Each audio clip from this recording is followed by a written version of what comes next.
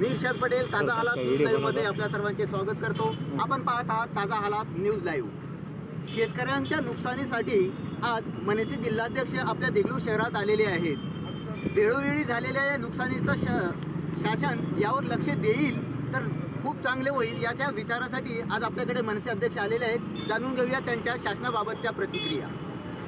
आज महाराष्ट्र नवनिर्माण सेना देगलूर तालुक्यातर्फे आम्ही शासनाचा निषेध करण्यासाठी धरणे आंदोलन देत आहोत।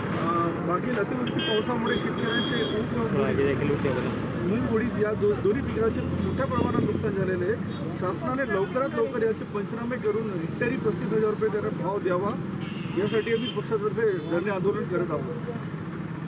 खूप चांगली मागणी आहे। मला तो वाटते की शासन लवकरात लवकर ही गरज पूर्ण करेल की नाही, किंवा हाच उपोषण किंवा आणखी इतर वाटा आपल्याला पूर्ण करावे लागतील।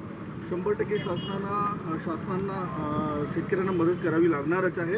आज धरणे आंदोलन आहे। जर शासनाने हे निदर्शने करून सुद्धा जर शासन ॲक्टिव्ह होत नसेल, शासन जागा होत नसेल, तर महाराष्ट्र नवनिर्माण सेनेतर्फे तीव्र आंदोलन करण्यात येईल। याची पूर्ण जबाबदारी शासनाची राहील। मनसे अध्यक्षाने स्पष्टपणे जाहीर केले की शेतकऱ्यांना जर न्याय मिळाला नाही तर स्पष्ट ती रोडवर उतरतील आणि आपलं आंदोलन पुकारतील, असं सांगितलेले व्यवस्थितरित्या त्यांनी सांगितलेलं आहे। शासनाने त्यांच्याकडे लक्ष द्यावं व त्यांच्या मागण्या पूर्ण कराव्यात। ताजा हालात।